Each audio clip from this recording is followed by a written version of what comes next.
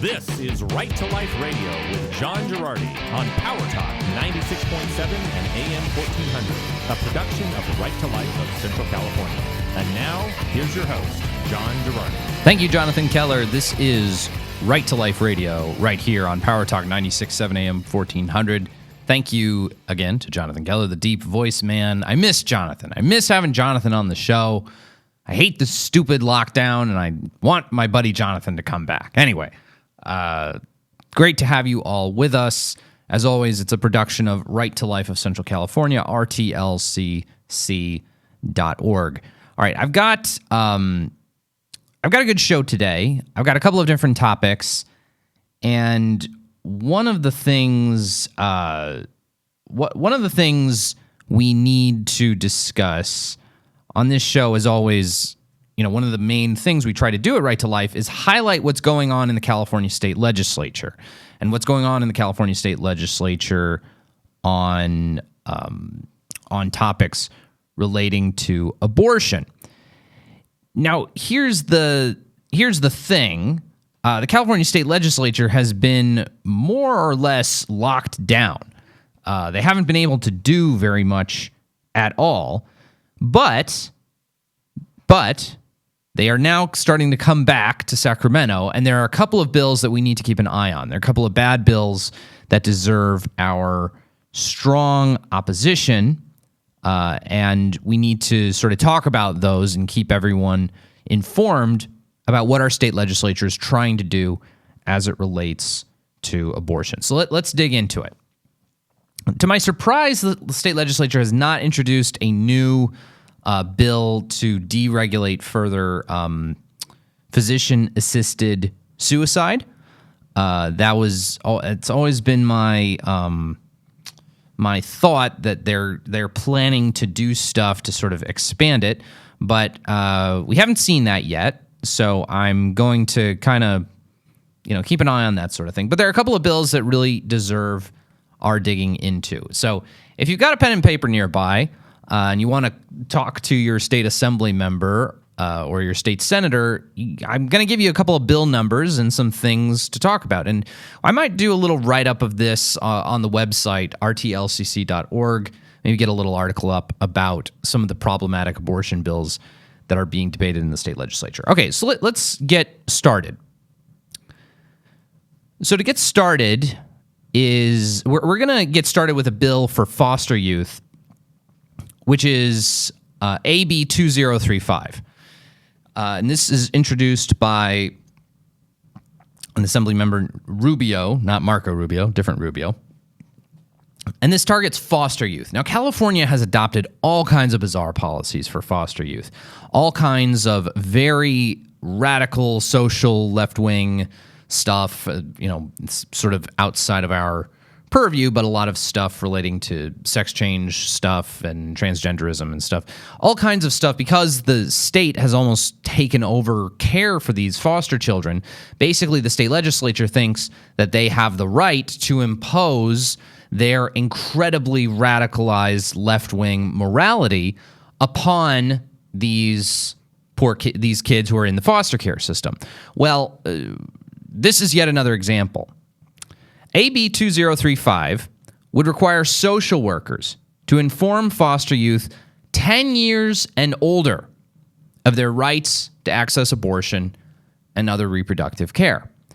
Now, this is bad on two fronts. One, that the state would be going out of its way to require social workers to let kids know about their rights as regards reproductive health. But perhaps even worse is what the actual law is already. What are the rights of minors to get abortions and other forms of reproductive care? All right. So that requires some digging into. So let me just explain that right off the bat.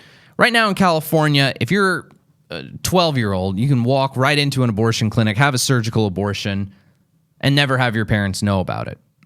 In Fresno Unified, you can get driven during school time to go get an abortion by someone from the Fresno Economic Opportunity Council You can get driven to have an abortion because they have this relationship with Fresno Unified, between Fresno Unified and the Fresno Economic Opportunity Council. Get driven to get abortifacient contraception or to get an actual surgical abortion. Never let your parents know about it. Now, why is that? How is that the law? How is it possible? Well, and parents hear about this and their heads are spinning. Their brains are ready to explode. Like, really? My kid can go out and they'll lie to me? If I ask where my kid is, they'll tell me something that isn't true? Yes. All right, so let me explain why. Under California law, generally speaking, parents have to consent on behalf of their kids for medical treatment for their kids. There are certain exceptions to this. If you're a minor who is married, you don't need your mommy or your daddy to consent to medical treatment for you. Okay, you're 17 years old, you got married, your parents are not there to consent for you. You get to make your own decisions. If you're a minor who is serving in the United States military, again, don't need your mommy or your daddy to consent for medical treatment for you. You're a 17-year-old, you're in the Marines, you break your arm, they'll fix you up and you can make your own healthcare choices. One of the other big carve-outs under California law is all questions relating to reproductive health. And this is a long-standing provision of California law that existed before abortion was legal.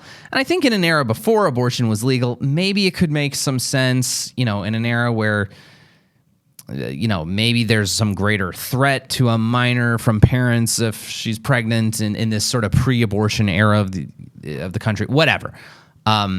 Regardless, you don't need to ask your parents' permission for treatment when it comes to reproductive health as a minor in California. And not only that, because you are the decision maker, you have various healthcare privacy protection rights. It's not just that it's not simply that you don't need your parents' permission. You have the ability, and in fact, healthcare providers have the obligation to keep this information secret, to keep this information away from parents. And what the public schools have done in many places, including in Fresno with the FEOC, is set up arrangements whereby students during school time, on school hours, this child can still be listed as present. If a parent calls and asks, hey, where's my child? They'll say that your child is present at school. But during school hours, a child can be transported to the Fresno Economic Opportunities Council Clinic, which is in downtown Fresno, given abortifacient contraception, and can receive a referral for abortion at Planned Parenthood.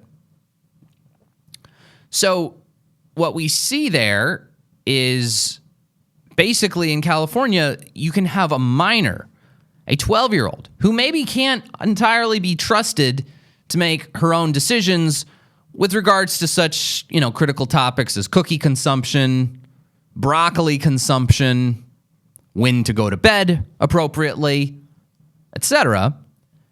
And yet she's able, freely, legally, within the total scope of the law, without any input from parents and with the ability to keep it from her parents, is legally able to make a profound healthcare decision that can have profound mental health ramifications, psychological health ramifications, physical health ramifications, etc. That is complete nonsense.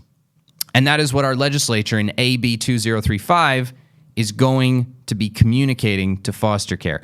And it has this sort of added layer of cruelty to it because you're talking about kids in the foster care system. I've made this point on the John Girardi show about, and this is sort of not exactly squarely within the subject matter of Right to Life Radio, but it bears repeating. Public institutions in California, public schools in particular, I reject the notion that those are not religious schools. They are religious. They teach a certain kind of worldview, a certain kind of morality, a certain kind of ethic, a certain kind of way of thinking about and relating to God and morality and the world, which is, I think, I've often made this joke. I'm a Catholic. I would more likely send my kid to Fresno Christian than to a public school, just because I think the morality and the ethic being presented within public schools is much more different from my Catholic beliefs than, say, Fresno Christian is. That's just me. And when I say that, it's because the state of California is so dominated by pro-choice and hard left, social left politicians that they have mandated that this morality be communicated to young people in all of these institutions that they control, that the state of California controls. Public schools being one of them. Okay, any sex ed class, any course of sex ed education in California public junior high and high schools has to include abortion education. Okay, kids, in California public schools, there is facilitation of minors who want to get abortions, instructing minors what their rights are when it comes to abortion, when it comes to abortifacient contraception, et cetera, et cetera. And there's just I just find it completely unacceptable that on this bitterly disputed issue, the state of California has such confidence in their ethics that they're going to take foster kids who've lost their parents, who are in the foster system. These are kids who need compassion. And their notion of compassion is, no, we are going to thoroughly indoctrinate these kids who are under state control with this state morality. All right? I know we talk about, in America, we don't have the establishment of church and state. Well, let me tell you something. This is a church. This is an ethic. This is a worldview which the state of California is insisting on communicating to young people all throughout this state, both in public schools and in the foster youth system. AB 2035 deserves a definitive no vote. So encourage your local state assemblyman to vote no. All right, when we come back, we're going to dig into more legislation that is supremely problematic, including some possible stuff further allowing minors to get abortions confidentially under their parents' health insurance, but without their parents knowing. We'll dig into that right after the break. You're listening to Right to Life Radio on Power Talk 96.7 AM 1400.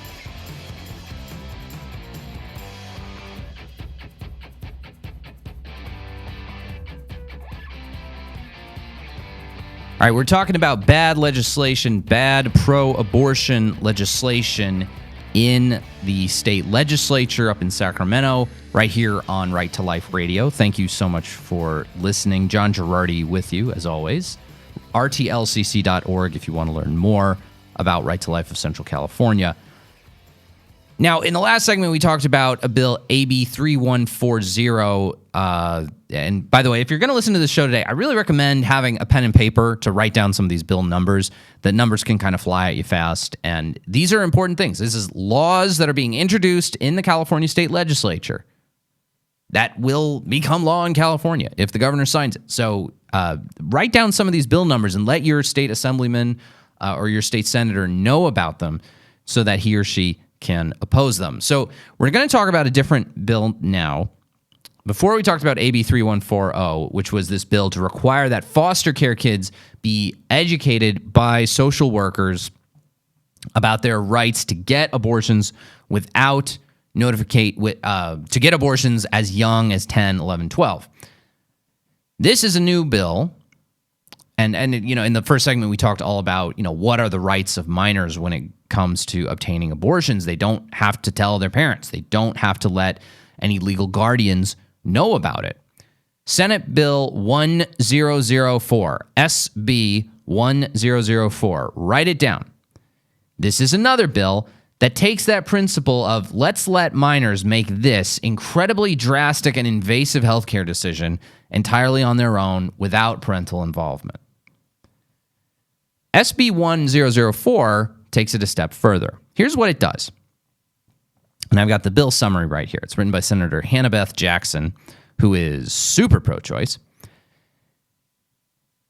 Here's the background. So right now, as I said, young people are able to obtain abortions without their parents knowing about it. Minors are able to obtain abortions in California without their parents knowing about it.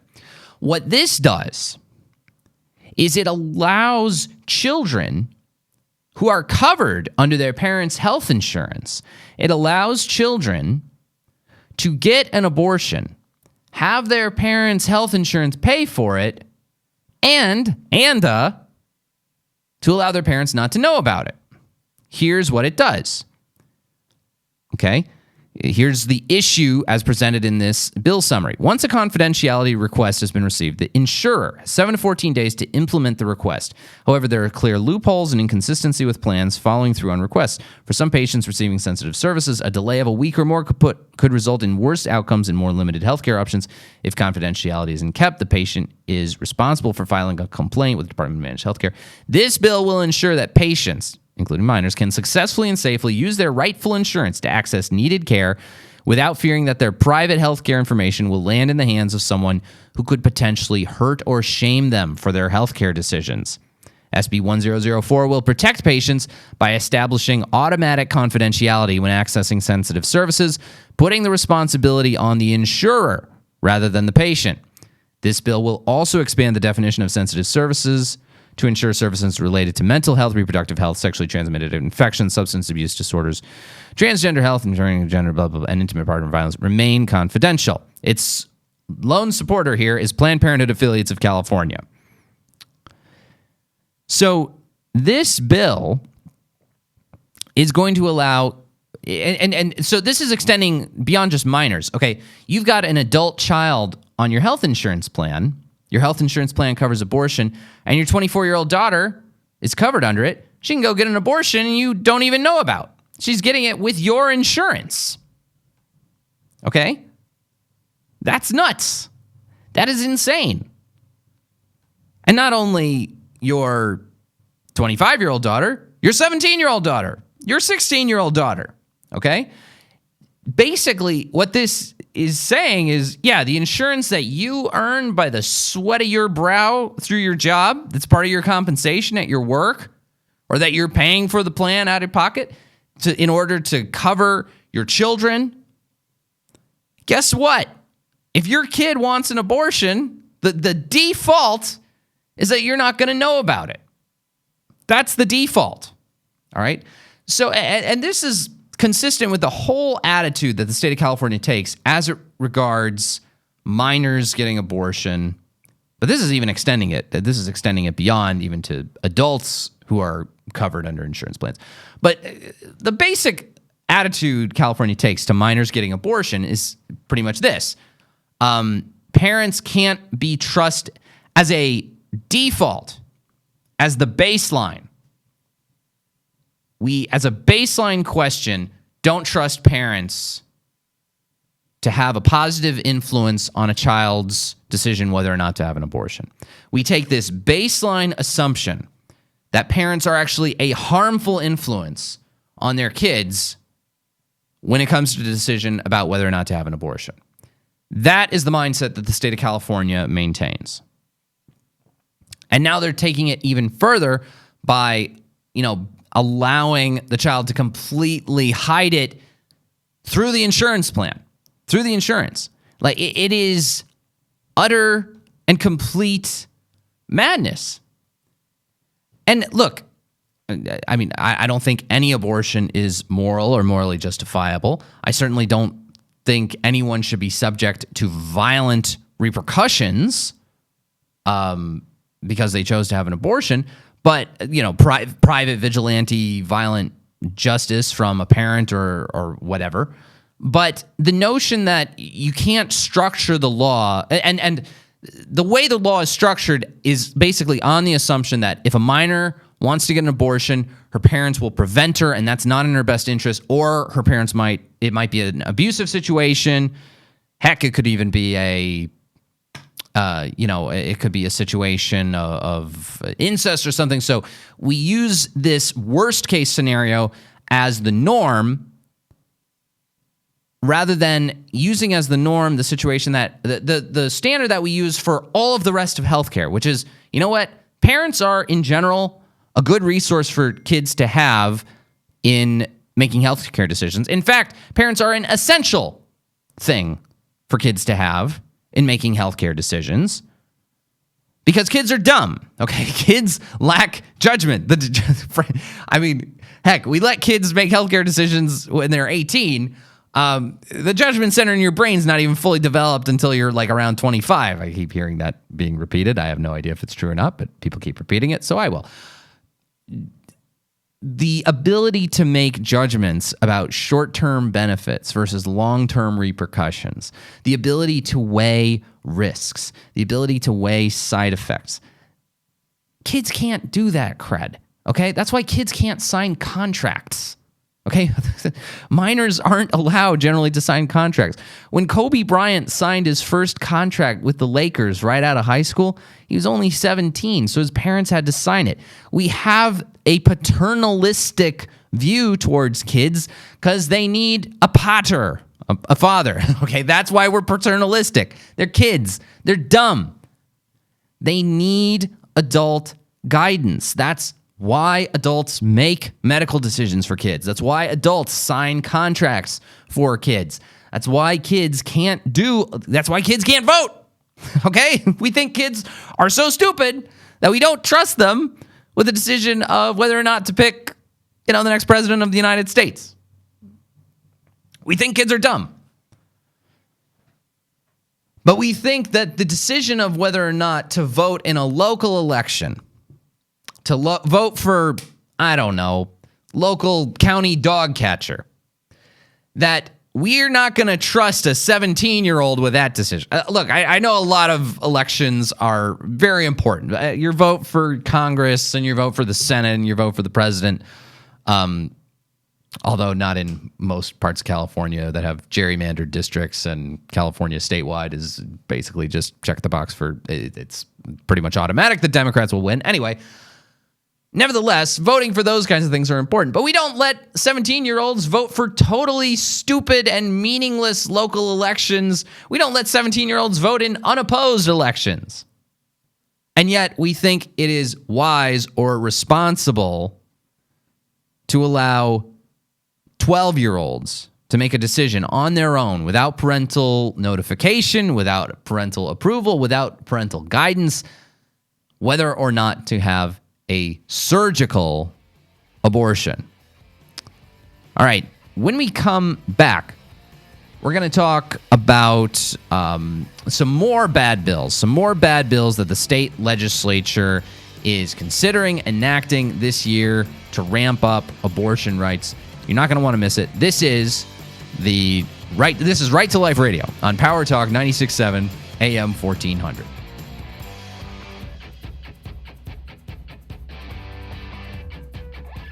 All right, we're going through the California state legislature and going through some of the bad abortion legislation.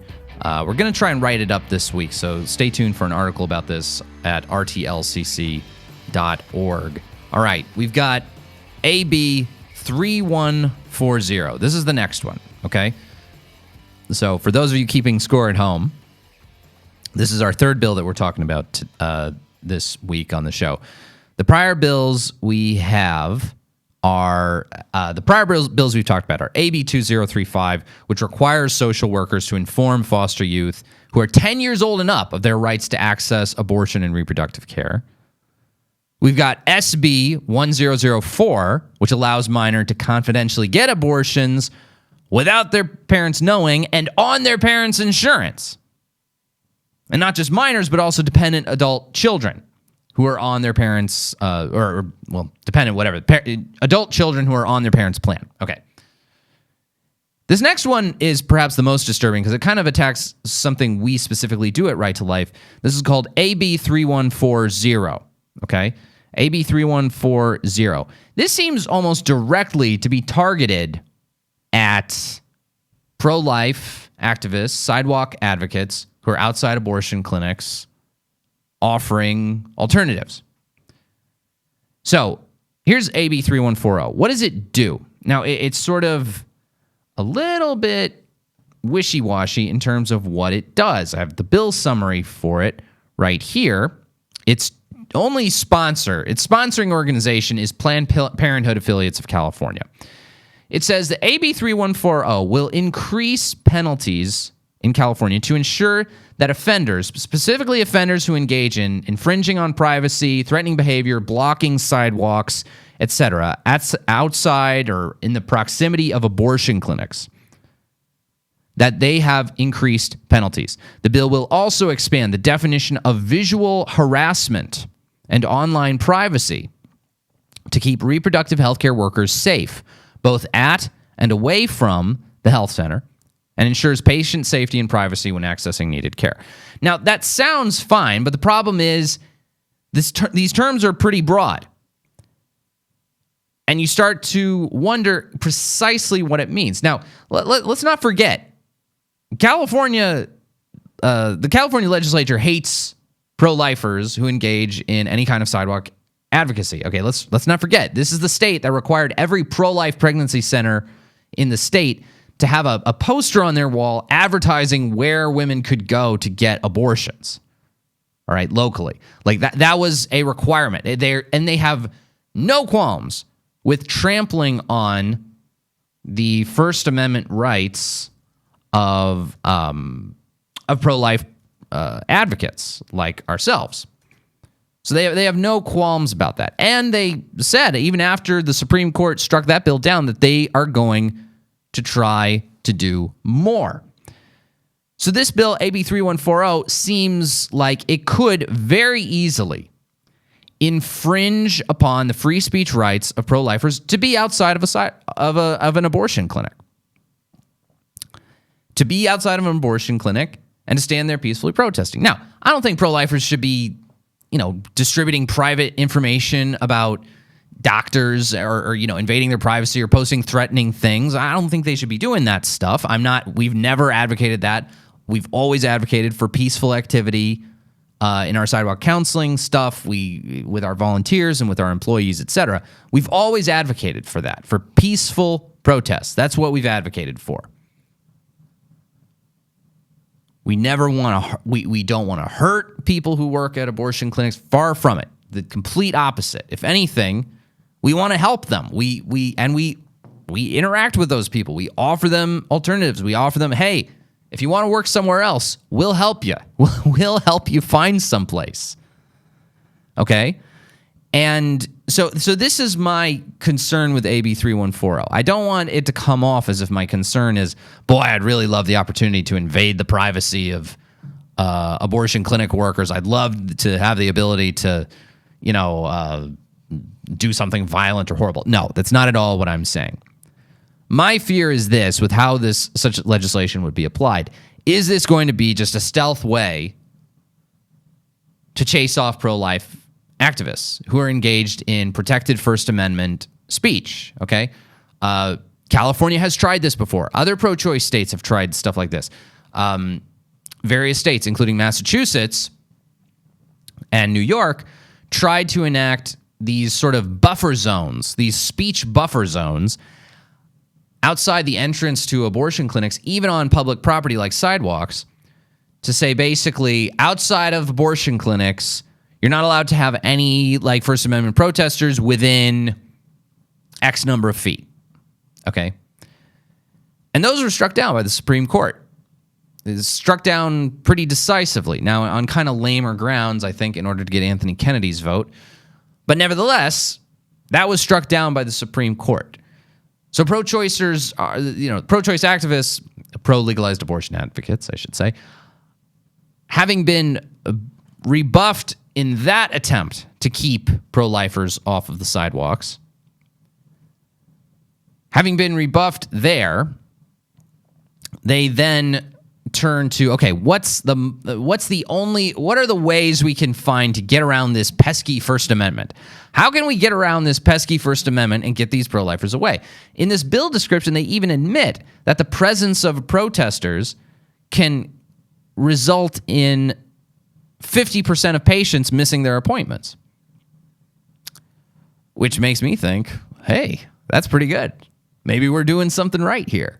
Now, if that is being brought about because pro-life protesters are violent or nasty or horrible or shouting horrible things, okay, that's one thing. But we've seen this time and again, and we've had people like Abby Johnson whose story was told in the movie Unplanned, and who, she was like a clinic director of a Planned Parenthood clinic in Texas. And she herself has sort of reiterated that the mere presence of one protester outside of an abortion clinic leads to a drop in, the number of people who show up. And the more you have out there, the more no-shows a clinic gets. So, of course, Planned Parenthood is going to try to do everything they can, and they're going to go to their willing allies in the state legislature to accomplish it. But I just want to give them this word of caution. The California state legislature, for a long time,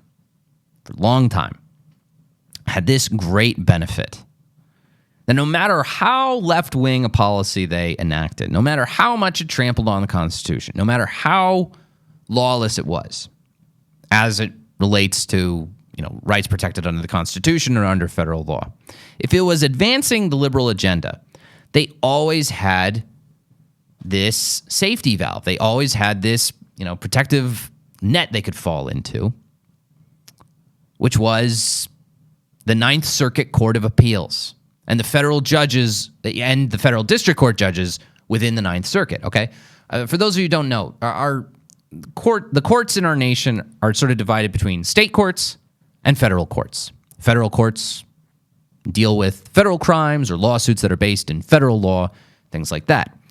The federal court system, it has sort of three levels. You have federal district courts, which are based on certain regions of the country.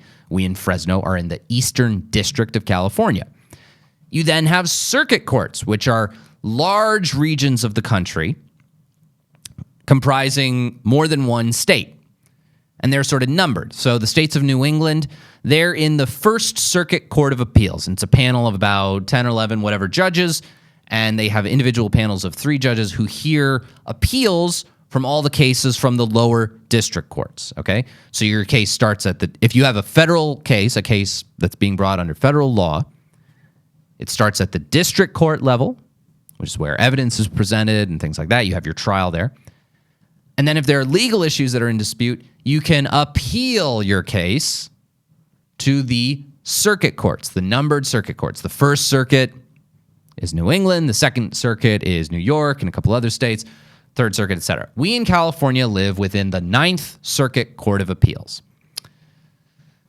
The Ninth Circuit Court of Appeals was, for a long time, the most radical, whacked out, left-wing court of appeals in the whole country. And the Ninth Circuit Court of Appeals is huge. It gets it hears appeals from all of the federal cases coming out of the states of Hawaii, Alaska, Washington, Oregon, California, Nevada, Arizona, Idaho, Montana. I might be forgetting. I might have missed one, but I think that's it. Okay, so almost the whole Western United States, all of their court cases that get appealed, the Ninth Circuit Court of Appeals hears it. What President Trump has done in his 3 years in office is, of course, the president gets to nominate and the Senate gets to confirm new federal judges. President Trump and Senator McConnell have basically have replaced a gazillion judges on the Ninth Circuit with new, extremely conservative appointees. And this has resulted in the Ninth Circuit going from the most radically liberal court ever to just kind of moderately liberal. And you can get lucky and get a good draw of Trump judges and George W. Bush judges and get a great decision out of the Ninth Circuit. That's happened occasionally. So guess what? The Democrats in the state legislature might think that they can pass some radical, pro-choice bill to limit the First Amendment rights of pro-life protesters outside of abortion clinics. But guess what they don't have anymore? They don't have the protection that the Ninth Circuit is going to uphold whatever they do. They just don't have that guarantee anymore, and they used to have it. The Ninth Circuit would hear appeals if the California state legislature passed a law that was really crazy. The only recourse conservatives or pro-lifers would be to pray that the U.S. Supreme Court could ultimately take the case. which was a 50-50 proposition to begin with, and the U.S. Supreme Court hears like 0.1% of all of the cases that people try to appeal to them. So this is the hugely shifting dynamic. All of this crazy stuff the California legislature wants to do, if it's at all constitutionally questionable, they don't have the protection of the Ninth Circuit Court of Appeals anymore. Not to the same extent that they used to. And guess what? Even if the Ninth Circuit rules their way, the Supreme Court is more conservative now than it has been in decades. So, you pro-choice activists there, you want to try to limit the First Amendment rights of pro-life protesters outside of abortion clinics? Okay, but you better be careful, because you might just lose and establish some really bad precedents for yourself. We'll be back with our closing segment right here on Right to Life Radio, Power Talk 96.7 AM 1400.